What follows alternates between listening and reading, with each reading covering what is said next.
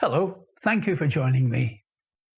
This is the third in a series of programs in which I explore the influence that the internal structure of sound, the harmonic series, has had on the development of the elements of music over the centuries.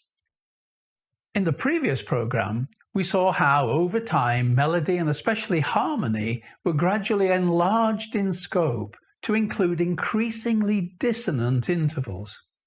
As we also saw, intervals that corresponded to progressively higher and more complex frequency ratios in the harmonic series. We also examined the elements of functional harmony, and therefore tonality, in the same light. And we saw that during the late classical period, composers such as Beethoven, for example, began to exploit the dramatic and expressive potential of sonata form. The harmonic conflict that could be generated by modulations to keys remote from the tonic and bold dissonance in the harmony took on a strongly symbolic aspect. During the 19th and 20th centuries, this was to have far-reaching consequences for musical expression and ultimately for tonality itself. The artists who shaped the 19th century, the Romantics, are widely regarded as having been egocentric, introspective, and preoccupied with the expression of emotion. Unrequited or forbidden love, the heroic, political tension and revolution, the beauty and fearsome forces of nature, as well as extreme emotional or psychological states, all became the subject matter of ever more vividly evocative expression in all the arts, and not least in music. Composers built upon Beethoven's legacy by extending the boundaries of functional harmony further and further. The tensions created between the tonic and distant keys were reflected in a greater degree of chromaticism in melodic writing and more dissonance in the harmony.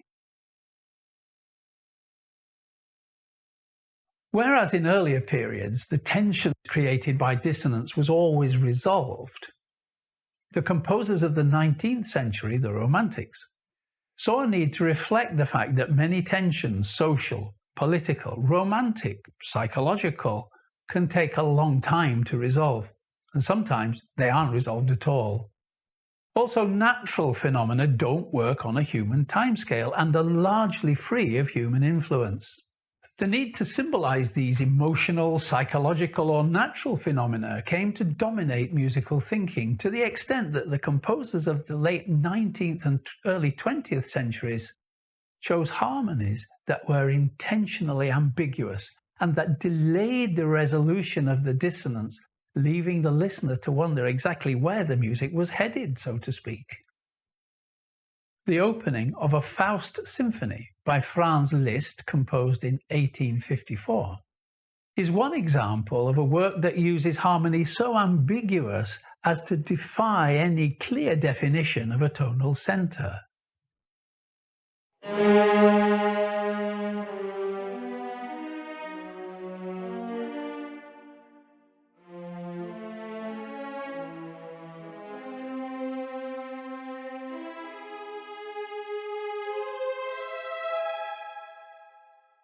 After the first A-flat, we have a sequence of broken augmented triads. In the context of functional harmony, the augmented triad has a marked effect of ambiguity, and so can provide a pivot from which to modulate. But when presented in a sequence like this, the harmony seems to lack a sense of direction. It's also worth noting that these four triads include all 12 notes of the chromatic scale without repetition, and that's something we're going to talk about more in a moment. Possibly the best known example of tonal ambiguity is at the opening of Wagner's opera Tristan and Isolde, composed in 1859.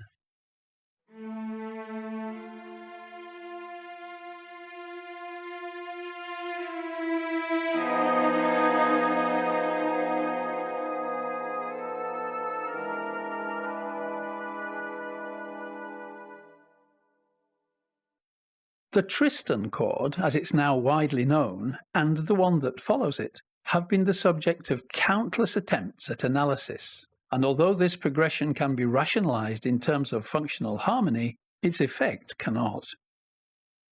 Claude Debussy, as well as other composers before and after him, sometimes made use of the whole tone scale.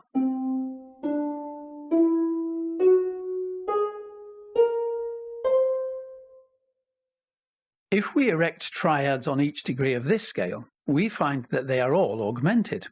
As a result, progressions based on the whole tone scale are somewhat indistinct in terms of harmonic direction.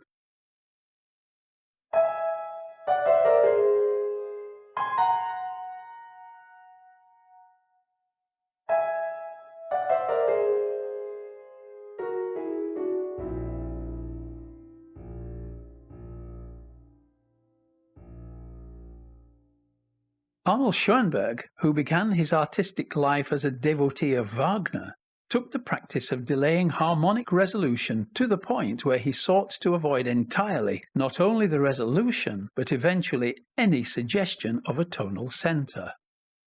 To accomplish this, he proposed that every degree of the chromatic scale should be given equal importance. In other words, the hierarchical features of functional harmony were abolished, and in order to ensure that no pitch or aggregation of pitches should assume prominence, Schoenberg developed the compositional technique which he referred to as the method of composing with 12 tones which are related only with one another, which we now know as the 12-tone system. In Schoenberg's system, each note of the chromatic scale could be used just once, not to be repeated until all 12 pitches had been sounded. This created a succession of pitches and therefore of intervals known as a tone row, a note row, or series.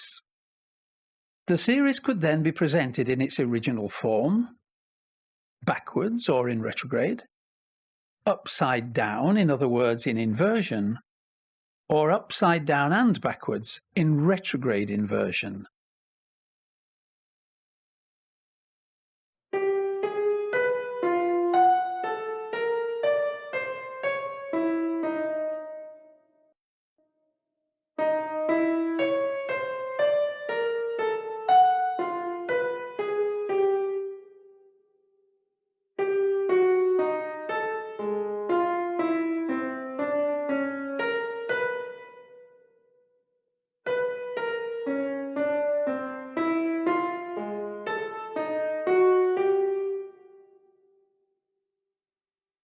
Moreover, any of these versions of the series could be transposed to any degree of the chromatic scale.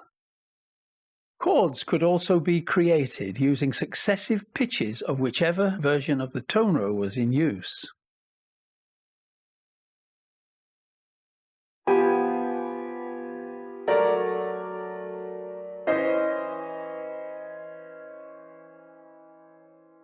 Here is a fragment that uses versions of the row we just looked at both melodically and harmonically. It will give you an idea of just how neutral the chord progressions can sound. They don't operate according to any hierarchical function, so they don't have the sense of key or of direction that harmony in earlier periods would have had.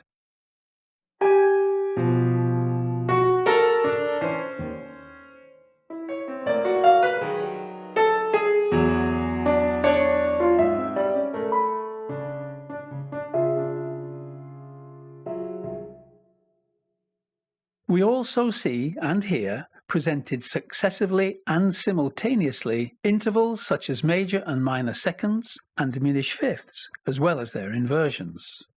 All of these embody irrational frequency ratios and so are, according to Helmholtz and others, unstable, or in musical terms, dissonant. Schoenberg's systematic approach to composition was taken up and developed by his students, the most celebrated of whom were Alban Berg and Anton Webern. The work of Webern in particular became a starting point for post-war serial composers such as Stockhausen, Boulez and Nonno, as well as many others. Let's return to the harmonic series as represented in the spectra of traditional instruments by looking at the spectrum of a trumpet that we saw in the first video on timbres. The lowest peaks in this spectrum can be notated like this. And here it is, an octave lower. The major chord that results reveals the relationship between simple harmonies and the timbres of traditional sustaining instruments. But now, a second look at the inharmonic spectrum of the tam-tam that we also saw in the program on timbre. If we notate the peaks in this spectrum, we end up with a very different kind of chord.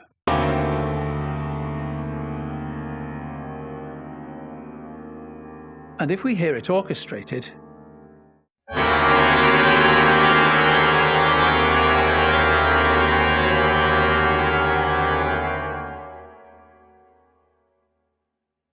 finally, let's hear a very simple melodic passage that uses only the pitches of this chord with 1 or 2 octave displacements.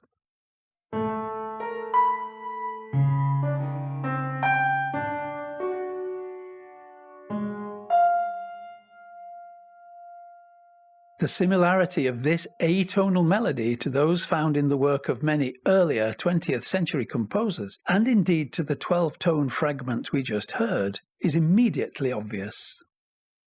This might lead to the conclusion that while the structures of tonal music are closely related to the frequency ratios present in the overtone series of sustaining instruments, the structures of atonal music are related to frequency ratios of inharmonic timbres. This would be somewhat true, but it would be slightly erroneous in the sense that it's incomplete. Let's look at the spectrum of another natural instrument, the male human voice. It's noticeable that the lower part of the spectrum displays the familiar peaks with frequencies in simple whole number ratio, corresponding to the intervals of the octave, perfect fifth, major third, and so on. But closer inspection of the higher frequencies reveals intervallic relationships that, if brought within the same octave as the lowest ones, would bear a remarkable resemblance to a chromatic scale. Then there are ratios that would create microtonal intervals. So within the very sound of the human voice, the earliest of sustaining instruments, we find the foundations not only of scales, and therefore of traditional melody and harmony, but also the basis of 12-tone and then of microtonal music. It's noteworthy that 20th-century post-war composers afforded increasing prominence to percussion instruments, or to electronically produced sounds, and therefore to inharmonic timbres. In his work Kontakte, Stockhausen juxtaposed electronically produced sounds with live percussion and piano, while Boulez, in Le Marteau sans maître, sought to expand the instrumental palette by including percussion instruments reminiscent of those of other, particularly Asian and African cultures. His later works, such as Sur un six and Répond, feature inharmonic timbres even more prominently, some produced acoustically and others electronically.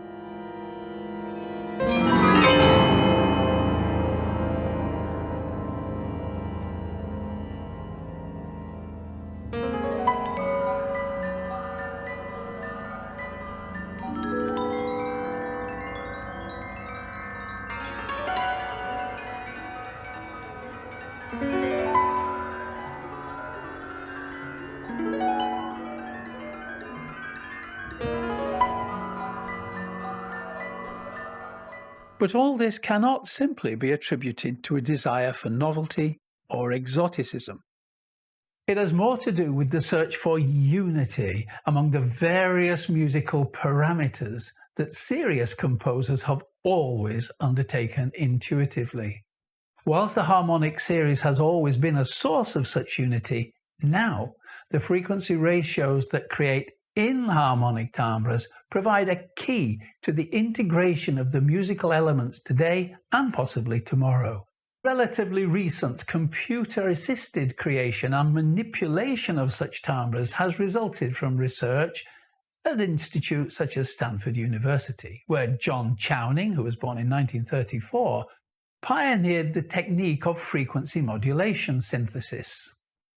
He used this to extraordinary effect in his composition Stria of 1977. Here, and in other similar works, inharmonic timbres are liberated from the uncontrollable attack and decay envelopes of traditional instruments such as bells or gongs.